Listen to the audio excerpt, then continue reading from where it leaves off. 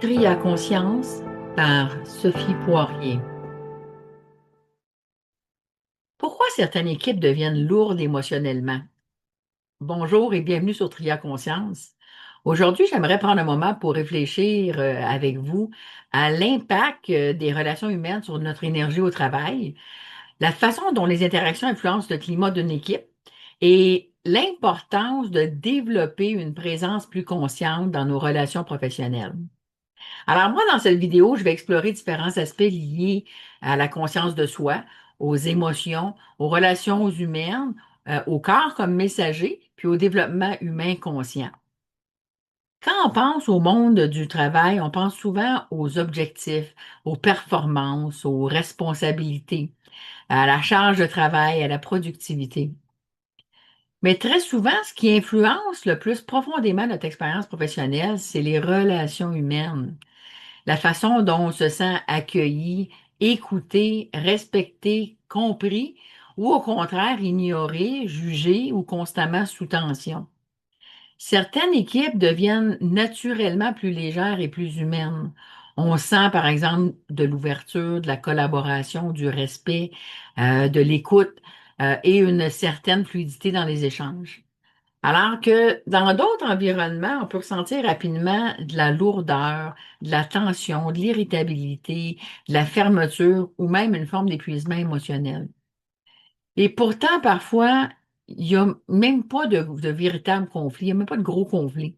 C'est souvent plus subtil. C'est, par exemple, c'est des non-dits, des réactions automatiques, de la pression constante, un manque d'écoute tout simplement, une communication froide ou simplement le sentiment de devoir constamment se protéger émotionnellement. C'est lourd, ça. Le corps, lui, il ressent rapidement ces dynamiques relationnelles. On peut commencer à ressentir de la fatigue, des tensions physiques, une perte de motivation, une surcharge émotionnelle ou un sentiment de déconnexion. Et souvent, dans notre société actuelle, on apprend surtout à continuer malgré tout, hein.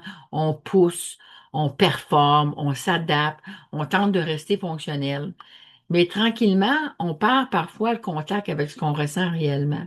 Et plus on ignore les signaux du corps, plus celui-ci va finir par nous parler très fort. C'est pour ça que j'aime beaucoup l'idée du corps comme messager, parce que le corps nous informe constamment sur ce qu'on vit à l'intérieur. Il va nous montrer ce qui nous affecte, ce qui nous met en tension, ce qui nous ferme, ou au contraire, ce qui nous aide à nous sentir plus alignés. Je pense sincèrement qu'on sous-estime énormément l'impact émotionnel des relations humaines au travail. Parce qu'au final, on peut aimer notre métier, mais souffrir profondément d'un climat relationnel dans lequel on évolue. Et inversement, certaines équipes deviennent très fortes, non seulement grâce aux compétences techniques, mais parce qu'il existe une réelle qualité humaine dans les relations. Donc, une équipe, ça devient plus saine lorsque les humains se sentent considérés, écoutés, libres de communiquer, capables d'être eux-mêmes, et suffisamment en sécurité pour exprimer ce qu'ils vivent. Et ça, c'est pas seulement une question de technique de communication, c'est aussi une question de présence. Dans quel état intérieur est-ce qu'on communique? Est-ce qu'on écoute réellement ou est-ce qu'on réagit plutôt automatiquement? Très souvent, lorsqu'une personne est stressée ou émotionnellement surchargée, sa façon d'entrer en relation change complètement.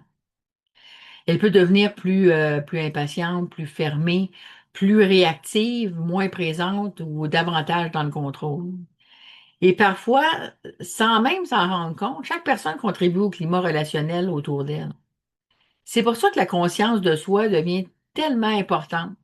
Parce qu'avant même de vouloir améliorer les relations autour de nous, il faut souvent commencer par observer ce qui se passe à l'intérieur de nous. Comment je réagis? Qu'est-ce que je mets en tension? Pourquoi certaines situations viennent autant me chercher, moi, émotionnellement? Puis qu'est-ce que je ressens réellement dans certaines interactions? Plus on développe cette capacité d'observation, plus on devient capable de sortir du mode automatique. Et ça change énormément la qualité des relations humaines, ça.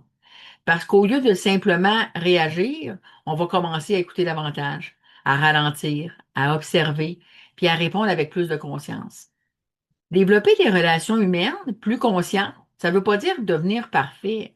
Ça veut dire développer plus d'écoute, plus de présence, plus d'ouverture, plus de conscience de notre impact sur les autres et davantage d'authenticité dans nos relations. Parce qu'au final, chaque interaction humaine laisse une trace. Ça peut être une parole, une attitude, un regard. Ça peut être une façon d'écouter ou de répondre. Et souvent, ce sont les petits détails humains qui influencent le plus profondément le climat d'une équipe.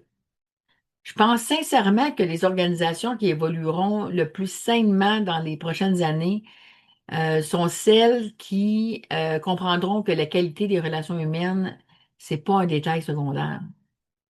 C'est une base essentielle parce que derrière chaque entreprise, il y a des humains.